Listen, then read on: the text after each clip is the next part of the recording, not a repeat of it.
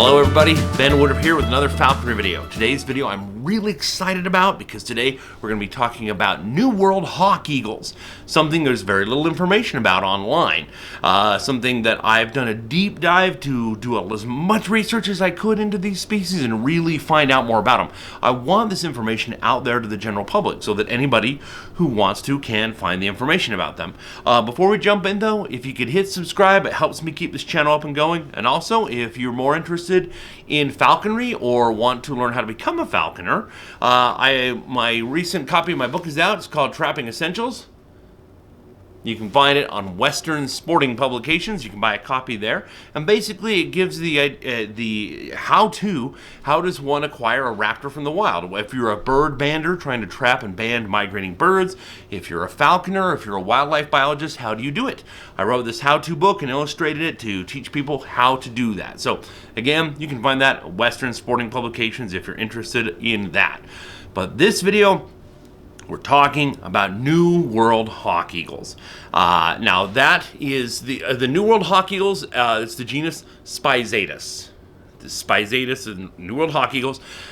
They used to be classified in the same as the Old World Hawk Eagles, and now they're divided up. Spizaetus is the New World Hawk Eagles. There's 4 of them, and Nisaetus is the Old World Hawk Eagles, of which there are 10 of them. Now let me know if you want me to do a video on the Old World Hawk Eagles as well. That's going to be a lot of work to do. This one was a lot of work to do. And the Old World Hawk Eagles are an interesting conglomerate. When you look at these birds, it's easy to see why they used to be lumped together. Their size, they have booted legs, which means the tarsi are feathered. They all have some sort of crest from long to short. And they look very similar. It's understandable that people thought the Old World and New World Hawk Eagles were closely related. Turns out they're not. Genetics don't lie. When we study through genetics, we can get the true scoop on how closely related species are and roughly when they diverged off from each other. So it turns out the Old World Hawk Eagles are more closely related to the Indian black eagle, which is a very odd and unique species in and of itself. It's got the inner on the toes, the inner talons are more straight. They're longer and more straight, and the birds use those to go and capture full bird nests. They'll carry a nest away with the occupants, and we believe that's why they have those longer, straighter talons on the inner talons, the Indian black eagle. But genetics are always finding out new information. But as it stands right now, the molecular DNA seems to indicate that the New World Hawk Eagles, the 4 of them, and the 10 Old World Hawk Eagles they're paraphyletic, which means that basically if a tree branches off and then later on those 2 branches become this whole tree and this whole tree, then they have a common ancestor, but they branched off so far along that they're almost like 2 separate trees, sister lineages, if you will. And so they look alike, the Old World and the New World, but they are very different, genetically speaking. So the genetics indicate that these 2 lineages separated during the Pliocene, which is about 5.3 to 2.5 million years ago. So nothing compared to the dinosaurs, but that's still pretty far back that they branched off from each other. So even though they look similar, we believe that this is because of convergent evolution. Convergent evolution is where 2 not closely related species develop similar physical attributes due to a similar way of life. A real easy example to point out to people is owls. Owls are not at all closely related to other birds of prey, but yet they have a sharp hooked beak that they use to tear apart food, and they have talons that have ratcheting, locking ligaments. They can lock in when they attack prey, just like hawks and eagles and falcons do. But again, they're not closely related. It's just you use it in the same way, it develops and adjusts in the same way. So again, the New World Hawk Eagles are what we're talking about today. Now, we know from the fossil records, surprisingly, that there's at least 5 species represented. Normally, bird bones don't last. So if you find any bird fossil, it's rare. And again, surprisingly, in the New World, fossils from these New World hawk eagles are surprisingly common. And what they show us is that they used to be even bigger and more robust than they are now, particularly the tarsi. The tarsi are the last major bone on the leg before you reach the proper foot. Now that last bone, that tarsi bone, beneath it has the ligaments, and the leg muscles are what grip and give all the pressure for a raptor to kill with. So that the longer that tarsi, the longer those ligaments, a lot of times longer the grip. But once you grip onto prey, the prey is going to struggle. So depending on what you are hunting, having a stronger, thicker tarsi is very good. Now, for comparison, I've had a chance to look at a lot of bones of birds, both modern and ancient. And peregrine falcons, the tarsi on peregrine falcons, which I've held, compared to a comparable sized bird, like a male red-tailed hawk. Female peregrine falcon, male red-tailed hawk, that tarsi is roughly the same. On the peregrine falcon, it's much denser. And we know that because whereas a red-tailed hawk will just grab prey and just grab it, peregrine falcons will dive going hundreds of miles an hour and will hit the prey with that kind of speed. They'll graze it with their talons, but the tarsi absorb all of that energy. And so having a thicker tarsi in that instance is a good thing. But again, the denser your bones as a bird, the harder it is to fly. So you want your bones to be as lightweight as possible, but as an avian predator, you want them to be as structurally sound as possible as well. So what we know are from these 5 species in the fossil record of now extinct, but closely related to our current New World hawk eagles. We know they had thicker tarsi. They were bigger overall, they were more robust, and they were more powerful hunters. We don't know if that was because of what they were hunting, but all we can do is look at the fossil record and interpret it with the information we have. So this indicates that since that time period, that there have been selective pressures that have been making them smaller. So as time has gone on, the prey they've been hunting, the environments they've had, or maybe larger predators that predated on these hawk eagles have gone extinct, and so it's been safer for they themselves to get smaller as well. We don't know, we just know the selective pressures have made New World hawk eagles a bit smaller and smaller over the eons. Now there are 4 species recognized currently of New World hawk eagles. The first one is the black and white hawk eagle. Then the black hawk eagle, which is also called the Tyrant Hawk Eagle. The Ornate Hawk Eagle, which is just incredible, beautiful, decadent looking bird. And the last one is the Isidor's eagle, which is also called the black-and-chestnut eagle. I'll get more into the name in a minute. And he's like, why isn't it called a hawk eagle? Well, it is a hawk eagle, the size of an eagle, and so it's gotten the name the Isidor's eagle or the black-and-chestnut eagle. Now, I'll get more into why its name is a little different in a bit. These 4 species have ranges that overlap. They live throughout the neotropical New World, and some of them live very high in elevation. But the ranges cross, and so do their sizes too. The black and white hawk eagle lives from 0 feet, from sea level, up to 5,000 feet. It's a pretty respectable range there. The black hawk eagle lives from sea level, or 0 feet, to 6,000 feet. So they're getting a little higher up, and their population is denser at the higher end of that. So in other words, the 3,000 to 6,000 foot range is where you're going to find more of them, but they will range all the way down to sea level. The ornate hawk eagle lives from sea level to 5,400 feet. So again, another bird where you're kind of having some overlap there in the range. And the last one, the Isidor's eagle, is much higher in elevation. It lives from 1,350 feet to 10,500 feet. That's properly high. I the mountains right outside, the Rocky Mountains right outside my door, where I live here in northern Utah, they're in that. They're in the 10 to 12,000 foot range. So that's in my local range. That's getting up into the above the timber zone where there's no longer even trees. So the Isidor's eagle likes it much higher in elevation. So it's good to kind of visualize where each of these species lives within these ranges. And again, the fact that they overlap indicates slightly different prey bases. They don't directly compete with each other as far as food sources. They overlap in their food sources and they overlap in their range. But as you'll see when we talk about each of these birds, when I go through size by size, you'll see, they're just getting a little bigger, a little bigger, a little bigger, and that's going to alter what they hunt and how they live.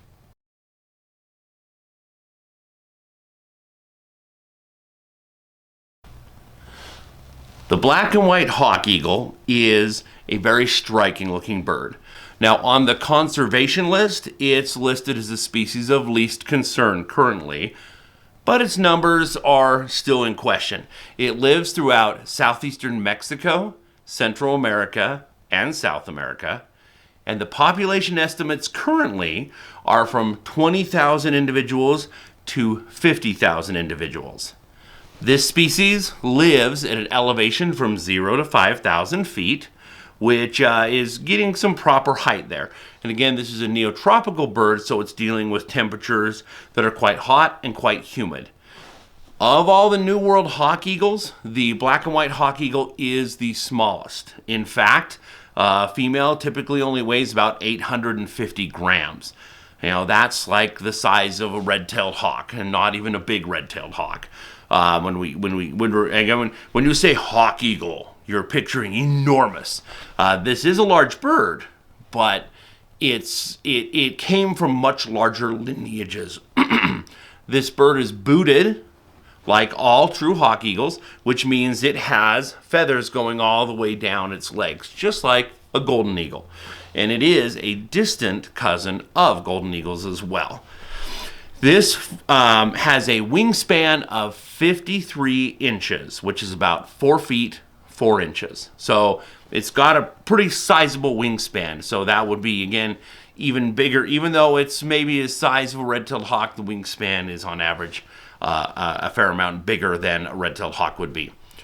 It forms a sister clade with the other Spizaetus species. Again, the Spizaetus is going to be this bird, the black and white hawk eagle, the black hawk eagle, the ornate hawk eagle, and the Isidor's eagle. It forms a sister clade with those other three. However, the black and white hawk eagle is the furthest branch off. In other words, of those 4 birds, it branched off earliest of the other 3 and went off and did its thing. And it shows visually. This bird looks quite a bit different. It's very pale. It's very white. The eyes are, has these big dark eyes and these dark patches around the eyes.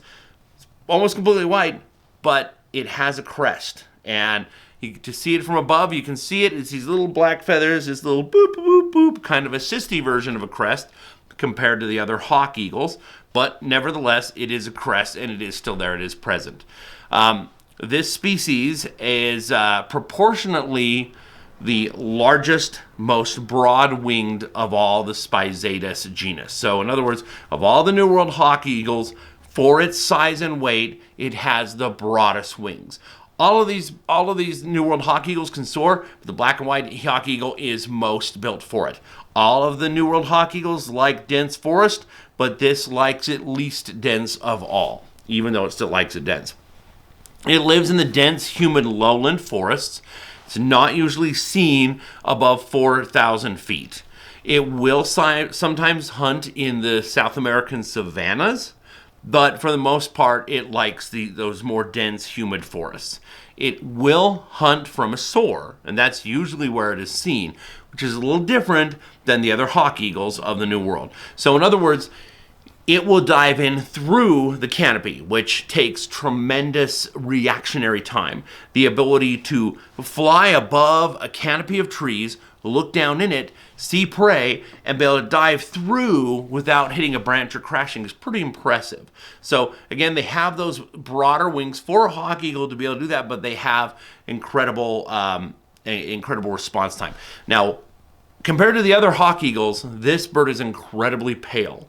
One of the beliefs why that is because it likes to soar in the open.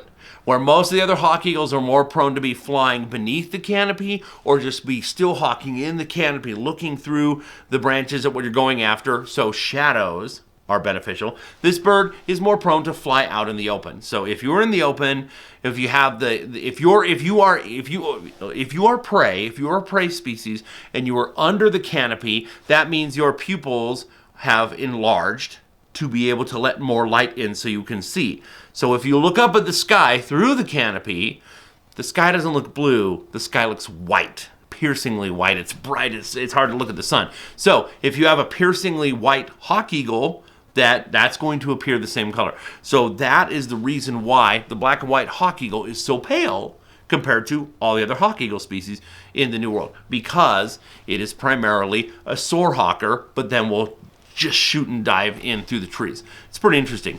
They hunt a wide range of mammals, such as squirrels, really big, giant red-tailed squirrels, and opossums. They hunt a wide range of opossums as well. They also hunt a large number of tropical birds. They hunt toads and lizards and snakes. They do not do well with fragmentation of habitat. So some birds do. If you have birds like a red-tailed hawk, which we have here locally in my area, red-tailed hawks, same thing with our Swainson's hawks. Anywhere there's a little skiff of land, they'll go there and they'll go hunt. They'll find whatever rodents or whatever insects are there, and then they'll just fly over the neighborhoods and fly over the big old huge buildings to the next little tiny patch of open land and hunt it. These black and white hawk eagles do not do well with that. They kind of need uninterrupted habitat, and they tend to disappear if it gets interrupted. Having researched this, it sounds very similar to locally how it is with our ferruginous hawks in North America. Ferruginous hawks are larger than red-tailed hawks, but they do not adapt well like the red-tails do. If you fragment up, if you have a bunch of farmland and they're on and you put like a house in the middle of that farmland, they're out of there. They're gone. They do not like it. Ferruginous hawks do not adapt well to habitat disruption, and neither do black and white hawk eagles. This is a species that the nesting details are incredibly scarce. For being pretty common in the numbers and being conservation listed as a species of least concern, it's kind of surprising that we have so little nesting information on them.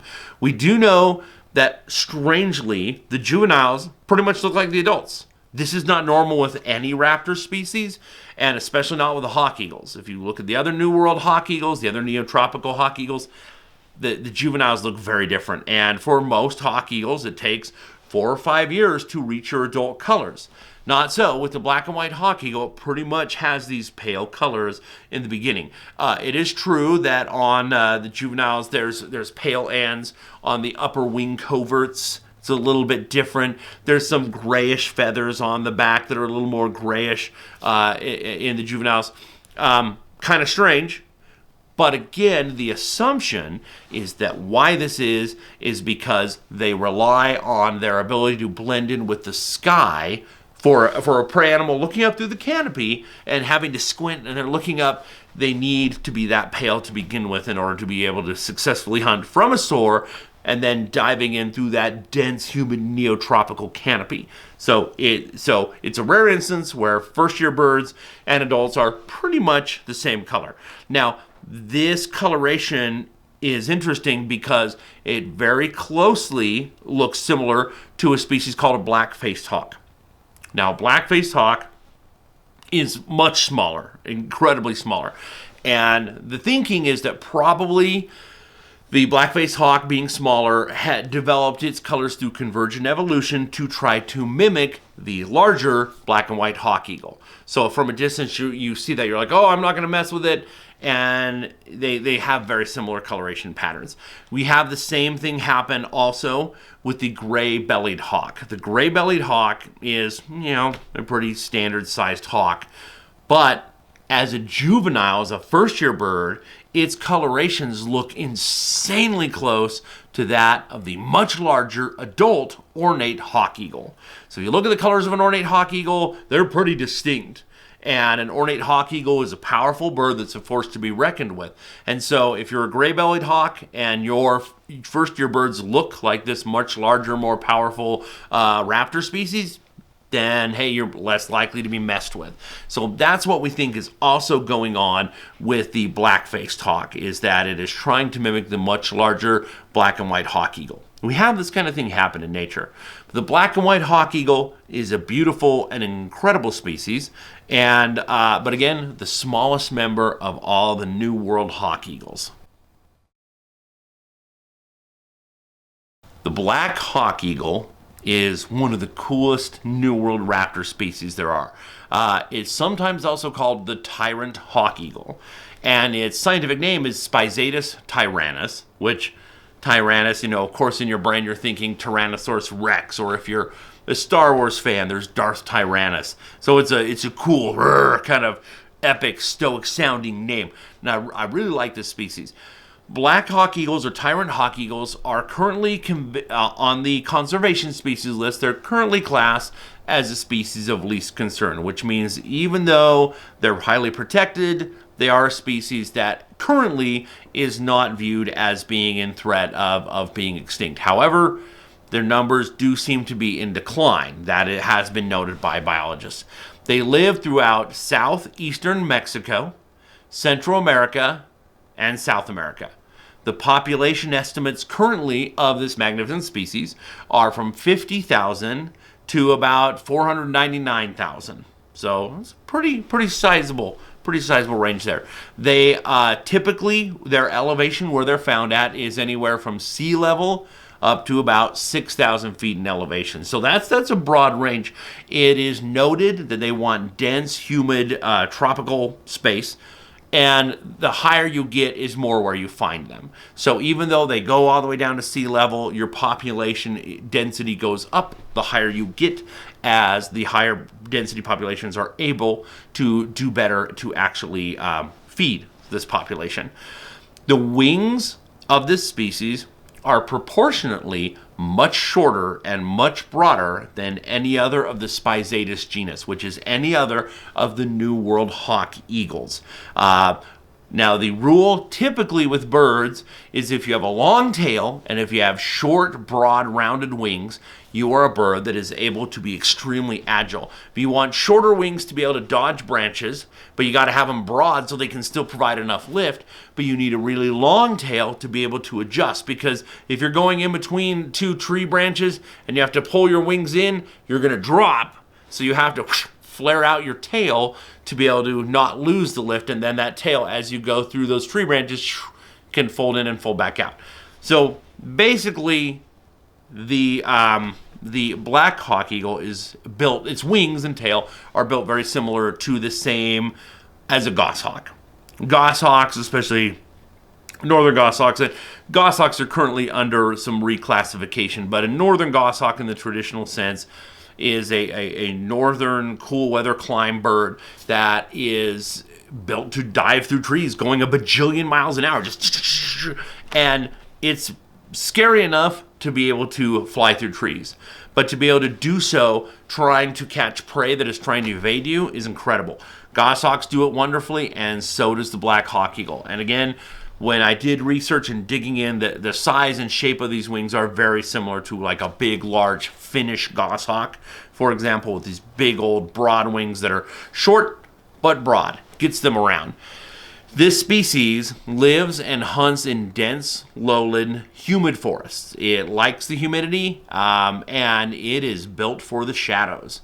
In other videos, talking about the black and white hawk eagle, the black and white hawk eagle, very close cousin, but very pale, and hunts from above, from a dive, and dives through the trees. Not this bird. The black hawk eagle, or the tyrant hawk eagle, is a species that lives for the shadows, and you can see by the coloration of the adults. This species is very, very closely related to the ornate hawk eagle. It's similar in appearance and behavior to the ornate hawk eagle, but the ornate rules the lower elevations. So even though ornate hawk eagles and black hawk eagles kind of overlap in their range, the black hawk eagle has the higher range that it rules over, even though they overlap. So this species, it is able to hunt in ways that, if you have not seen before, would really kind of blow your mind. The way they're able to adapt and tack and go back and forth and dodge things is pretty incredible. And they use that to hunt a very diverse range of prey. The rule in nature is the more specialized you are, the more likely you are to go extinct. The more diverse you are in both your build and how you live and how you hunt, the more able you are to adapt to change and be able to survive and thrive in all kinds of circumstances. The Black Hawk Eagle has done this. The Black Hawk Eagle hunts an incredibly diverse range of prey. It will hunt pacas, which are like a weird giant rodent thing.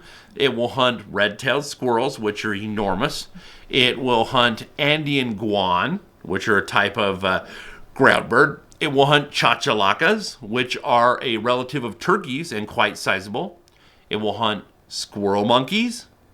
It hunts tufted capuchins, which are an even bigger type of monkey. It hunts marmosets, which are a little type of monkey. Now, by the way, if you just say, they hunt monkeys, well, all of these monkeys live in very different ways. They survive in very different ways. And being able to hunt all of these shows a lot of variety. They hunt chionids, which is strange. Chionids are members of the raccoon family. So specifically, the chionids that will hunt are kinkajous and also quadrimundis, which that's interesting. This is a predatory bird hunting predatory animals like kinkajous and quadrimundis. That, again, shows a very diverse approach to its hunting style. It is also fast enough that it will hunt other species of birds. It will hunt, it's been known to hunt something very small and agile, which is a bird called the social flycatcher. And it hunts toucans. It's kind of wild. Think about Toucan Sam from the cereal, right? Well, the real toucans, they actually will hunt and eat. However, kind of on the upper end of what they hunt that I'm most impressed by, they will hunt macaws, which I've kept macaws, many species of macaws. The bite force on a macaw is incredible. And if you grab a macaw, it's going to turn around and try to bite your leg off. So the fact that they are willing to actively and regularly hunt macaws is very impressive. And they will hunt howler monkeys. Now, howler monkeys weigh 15 to 22 pounds. Which is insane, because here's a bird that weighs up to 1,300 grams. That's not very much. You know, that's like a big red-tailed hawk, right? 1,300 grams, and you're hunting howler monkeys that weigh up to 22 pounds. And again, primates like a howler monkey can turn around and really cause a lot of damage. So it's kind of interesting that they have that ability. Now, they will also hunt iguanas, which iguanas don't put up too much fight, but that's a big, powerful lizard, heavy lizard as well. And they are known to hunt snakes, but not as commonly as some of the other hawk eagles. Again, they're mostly going after a weird, strange array of mammals and birds, and that's mostly primates. That's mostly what they're going after. This is a generalist hunter that's going to go after this incredibly wide range. There's not much known about their nesting habit, but both in wild and captive bred, they seem to only lay one egg. And they typically only lay one egg like every other year, maybe. Sometimes they'll lay them every year, sometimes every other year. Normally, the bigger a predatory bird is, then the less often they will breed. Because if you are big, you are going to require more prey to hunt, and your offspring is going to be your replacement, and you don't want to be replacing yourself too fast. If you have too much offspring, then there's not enough food to go around. So that's what we always see. Same thing, like golden eagles will usually only have one or two chicks, and usually only one survives to adulthood. That's pretty normal with bigger birds. So even though the black hawk eagle is a species that, is kind of red-tailed hawk-sized, it rules and dominates its territory with such precision that it has benefited it to only lay one egg, so that you don't replace yourself. So in other words, that also would indicate that most birds that survive to adulthood, that adulthood is lasting longer than other species. Because if you live fast and you die young, you get replaced, you got to keep having offspring. But if you're going to live and rule your range longer, you gotta hang on to that longer. These birds are really beautiful. The young birds are pale. They start off with these kind of pale stripy colors that are somewhat reminiscent of their very close cousin, the Ornate Hawk Eagle. Ornate Hawk Eagles as well, when they're young, they have these juvenile colors, same thing. But the Black Hawk Eagle, over 5 years, slowly goes through new color molts. It goes color morphs every single year. It gets a new set of feathers until finally at adulthood at about 5 years old, it turns this beautiful black colors that are just absolutely breathtaking, strikingly beautiful. They have the dark crest. They have booted feathers going all the way down the legs, and you see some modeling and a little bit of striping on those legs, but for the most part, they're black, and they have beautiful black and dark gray barred tails that are just so beautiful. I love these. These, they're not, the Ornate Hawk Eagle is the star of the show normally when it comes to New World Hawk Eagles. Everybody, oh, the Ornate Hawk Eagle. But the Tyrant Hawk Eagle, or the Black Hawk Eagle this video is about, is pretty impressive. I've just fallen in love with him when I've been studying this species. So I hope you enjoyed learning a little bit more about them, because I certainly have enjoyed studying them as well.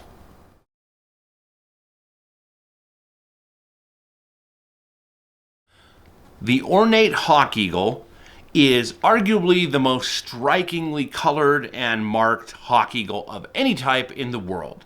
Now, in the New World, we only have the 4 hawk eagles. We have the black and white hawk eagle, we have the black hawk eagle, we have the ornate hawk eagle, and we have the Isidor's eagle.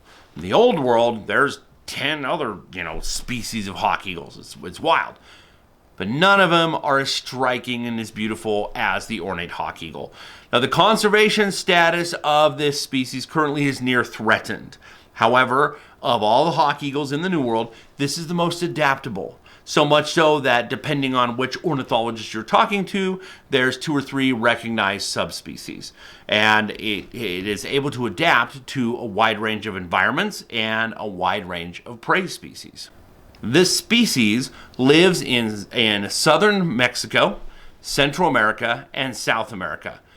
The current estimates for the population are from 50,000 to 500,000, which is pretty good for considering the range. The elevation that this species likes to live at is from 0 to about 5,400 feet. So you're going from sea level, and then the higher up you get, it gets a little bit denser.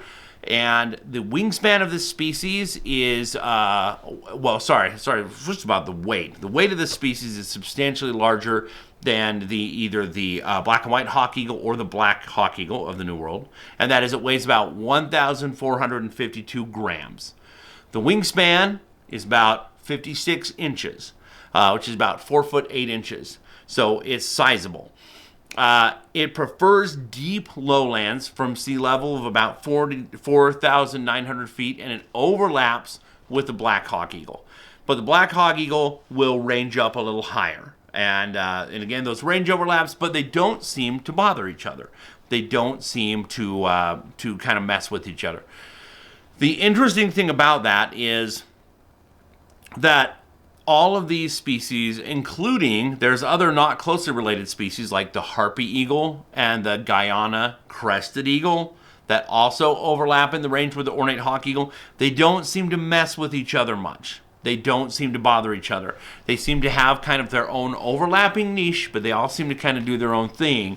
And that's kind of surprising among predators. They prefer dense primal forests and tracts of unbroken, humid habitat. They do also go out into open and more arid areas, but they prefer it more humid. They're very adaptable, and they have the largest range of all the 9 species of eagles endemic to the neotropics of the Americas. So in other words, they're doing good. They're doing something right because they've branched out to as wide of a range as possible, and because they have adapted to the widest range of prey. So that's good. So the rule of nature is adapt or go extinct, and the more adaptable you are, the more range you will be able to conquer and rule over as a top predator in your area. They mostly hunt medium to large sized birds. They will hunt toucans, they'll hunt macaws, and they'll hunt chachalakas, which are a large cousin of the turkey. But they also hunt mammals and reptiles. But the interesting thing is they are more prone to target birds than other New World hawk eagles. And that overlap, again, some of the prey species they hunt does overlap with the other hawk eagles, but because they're more of a bird hunter, they've filled out kind of their niche that works well for them. Now, they are able to overpower their prey. They're the second largest of the hawk eagles in the New World, and their tarsi are very dense, very strong. They're able to grip with tremendous force, and that's really important. If you're hunting prey as large and dangerous as macaws, you have got to dispatch that prey incredibly quickly and overpower it. Otherwise, it's going to turn around, and with that powerful beak, it'll bite your toes, your feet clean off completely. I've raised macaws before. I've been bitten by them, and I've just about had my finger bit off before. And could have if they had have bitten all the way. So they're cracking powerful nuts. You have to be a powerful predator to be able to overpower and take a macaw quickly. The hunting style of this species is very similar to a goshawk. They're larger than a goshawk, but the hunting style is similar. So goshawks, again, have short, rounded wings and a long, broad tail. Now, having short, rounded wings, again, allows you to dive in and out of trees really quickly. And then if you're coming upon, like, here's a couple of trees and you have to just duck through really quick, you can pull open your wings and leave your tail spread out, and so that it'll prevent the drop. They basically hunt like a goshawk, but a giant tropical goshawk. They nest every other year, and they only lay one egg, which, again, with large species of predators, this is an adaptation to not grow your own competition. So when you have offspring in an environment, you're passing on your DNA, and you're making sure that, you know, once you die, that your next of kin is going to kind of be there to take over that spot in nature. If you have too many offspring too quick, then they become competition. But if you have them not often enough, then other species are going to come in and take over that ecological niche. So we find with ornate hawk eagles, it does best for them to have one egg about every other year. Which is odd because, again, for a bird their size, if you get up into North America, you know, things like a ferruginous hawk or something like that, that's kind of comparable in size. You know, they have multiple young every single year. But again, they're hunting specific prey that allow to have that kind of consumption. The juveniles start off pale and white. They look very similar to a juvenile harpy eagle. Just kind of interesting because there are smaller raptor species like the black hawk eagle. The juvenile form kind of looks like a juvenile ornate hawk eagle, and a juvenile hawk eagle looks very similar to a juvenile harpy eagle. So it's kind of, you always want to look like something bigger than you are in your juvenile form, because a juvenile bird is still learning. It doesn't have the hunting skills yet. It doesn't have the skills of evading a larger predator. And so if you yourself look like something bigger than you actually are, it's going to work in your benefit, and you're more likely to survive to adulthood. Now, we see a lot of mimicry going out throughout the neotropics, a lot of birds mimicking other birds. And this is very true and very famously true with ornate hawk eagles with this species called the gray-bellied hawk. The gray-bellied hawk, as an adult, you know, it's a gray hawk. It's a tropical gray hawk. It's not very big. But in its juvenile form, it looks strikingly similar to an ornate hawk eagle, like ridiculously so, almost comically so. It's like, how can this be? And now, one of the things, if you're ever looking at the two, even though the markings are the same, and a juvenile gray-bellied hawk looks like an adult ornate hawk eagle, but an adult ornate hawk eagle has a crest, and the juvenile gray-bellied hawk does not. Also, ornate hawk eagles, whether they're juvenile or adult, have booted legs. They have feathers going all the way down to their feet. Juvenile gray-bellied hawks do not. If you look at the legs, you can clearly see the feathering on the legs. They just have bare tarsi, just like any other regular hawk. But the ornate hawk eagles, I've worked with them a little bit. They're incredible birds. They're beautiful. They're powerful. They're stoic looking, and their coloration. I'm a painter. I'm an artist. They're one of my favorite species to draw and paint because they just look like some artist was showing off. Some artist was like, well, we're going to have a hawk eagle. What could we really do?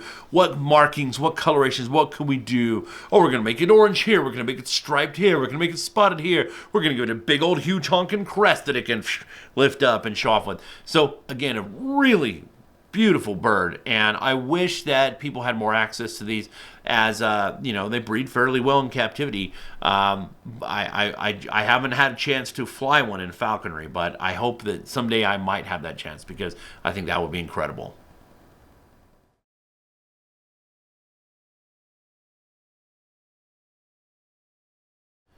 The Isidor's eagle is one of my favorite species of eagles. It's actually a hawk eagle, and there's a lot of misnomer and misinformation about the name, but I'm listing it here and calling it the Isidor's eagle. This species lives in the Andean montane forests of South America, and it's ranging from 1,350 feet all the way up to 10,000 feet.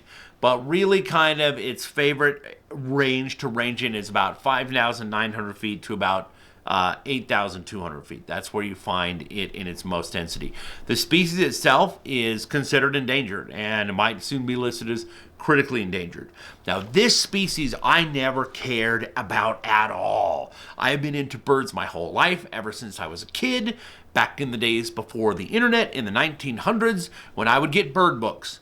And in these bird books, there's a book that I really love, and there's an artist that I really love. His name is Trevor Boyer. He is a brilliant, incredible artist, and most of his paintings just captured my attention and just inspired me from a very young age. But not of this one. Don't take a look at this picture here. This is from that very book, and Trevor Boyer's painting of the Isidor's eagle rubbed me the wrong way.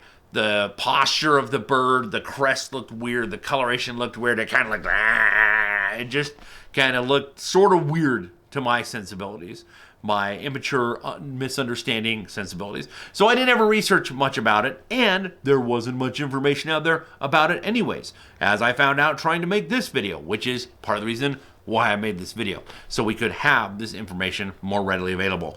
The truth is, this species, it's called the Isidor's eagle, and all the books I read going way back called it the Isidor's eagle, which I thought, okay, well, we're kind of living in an interesting time now where it seems people get ticked off if there was any person of European descent who had a bird named after them. Nowadays, people are trying to change it. So now, if you see this bird listed anywhere, it's mostly called a black-and-chestnut eagle, which I hate that.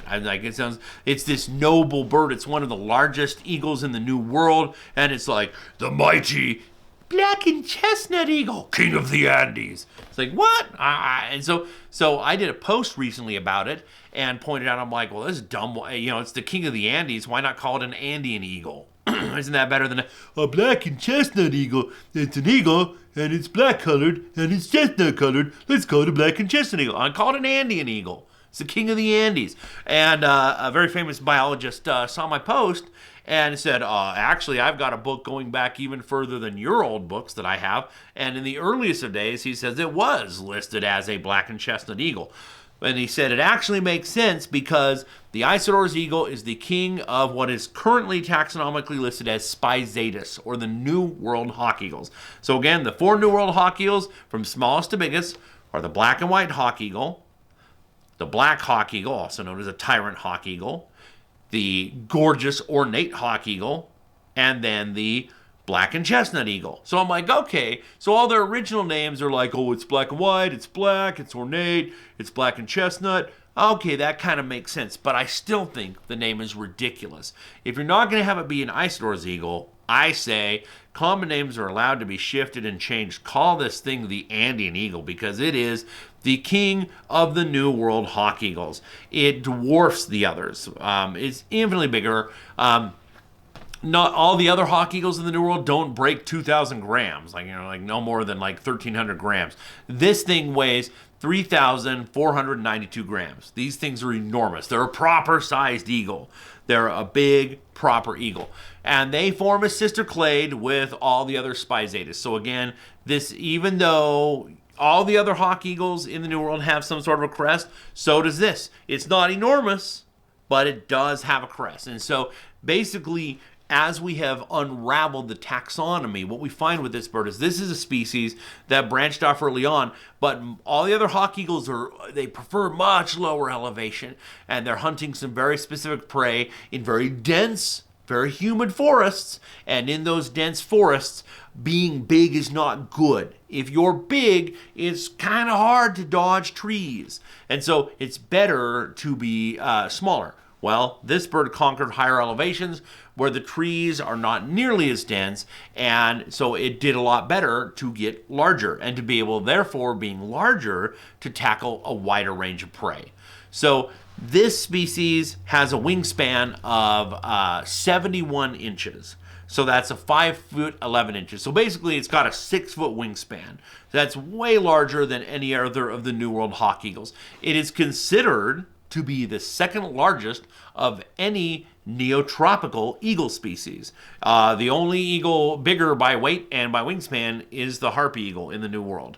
Of the New World tropical eagles. I'm not getting into like stellar sea eagles that range in the north. We're not talking about. We're talking about tropical jungle eagles of the New World. This is the second biggest. So this is a big, proper, solid eagle. The range of this species does cross over with the black-crested buzzard eagle. The black-crested buzzard eagle is also called the Chilean blue eagle. Now it's like, whoo. Got to sound more proper now. It's like the black-chested buzzard eagle is related to the variable hawk and the white-backed hawk and a whole range of species that I'll have other videos coming out on. But because they cross over, they technically do compete a little bit. They also cross range with the black solitary eagle in that kind of 6,600 foot above sea level range.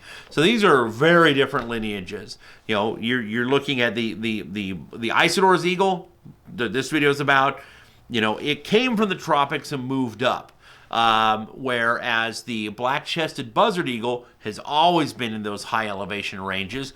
And same thing, the black solitary eagle came from the black hawk lineage and just happened to eventually become the size of an eagle. So these are 3 different lineages coming from 3 different locations converging. They do overlap. They don't usually fight or tackle each other, but they do technically compete for some of their prey.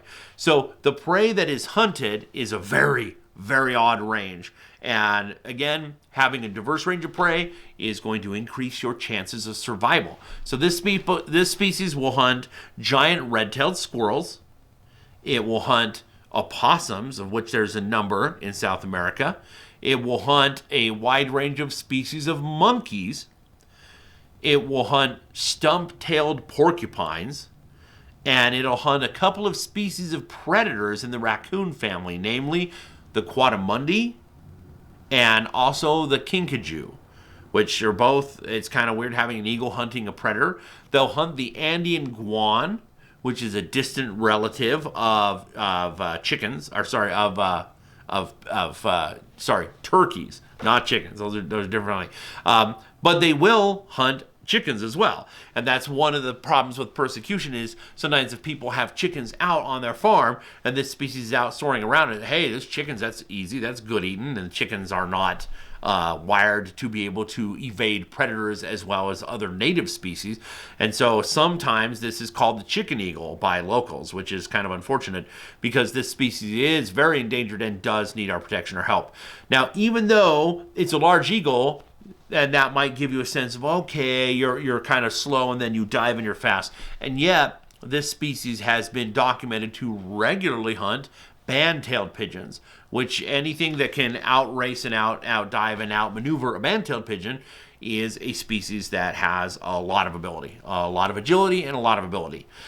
Now, this species, one of the very strange things about it is that it lays 2 eggs. And I'll tell you why that is rare.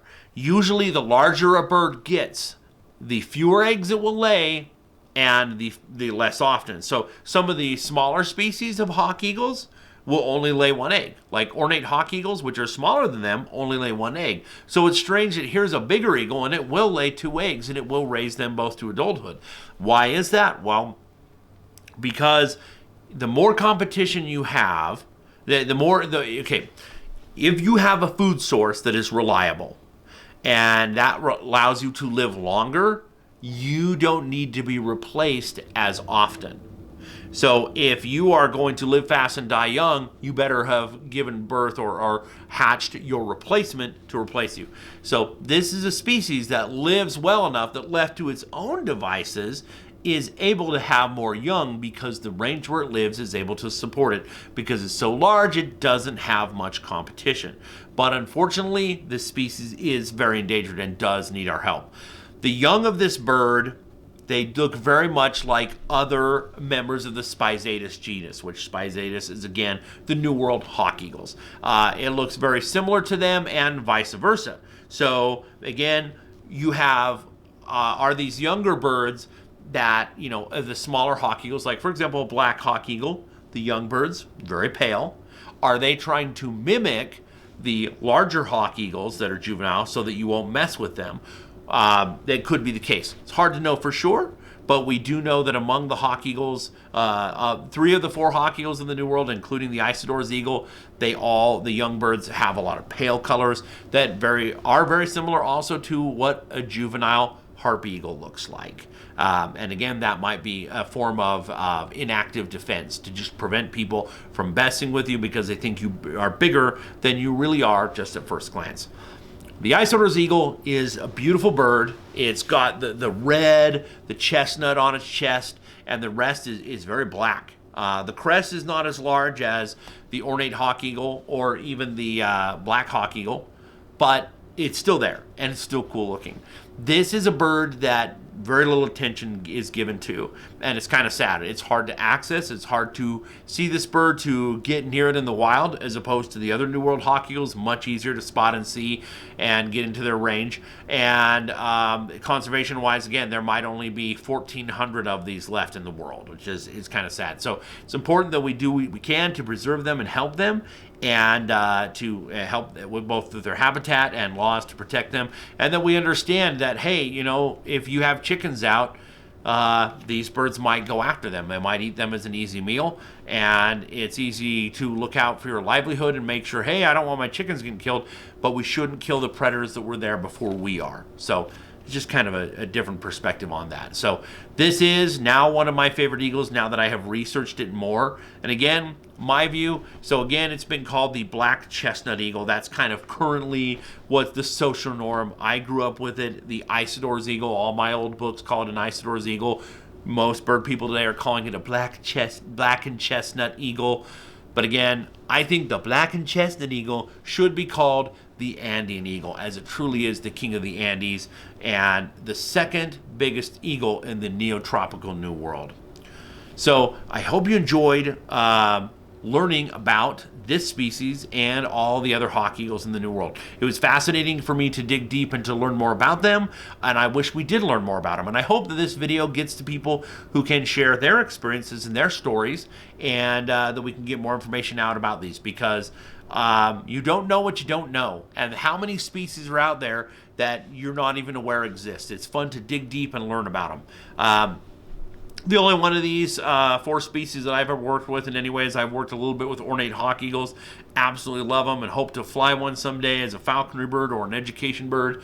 But they're all 4 of these Hawk Eagles are incredibly smart, they're incredibly agile, and they're incredibly beautiful. So hope you enjoyed learning about them. If you haven't already, if you hit subscribe to my channel, I very much appreciate it. If you have any questions or comments or want to collaborate on any videos, just email me at benwoodruffalconry@gmail.com. And if you watch this video all the way to the end, if you could say down in the comments, Tyrant Hawk Eagle, I'd appreciate that.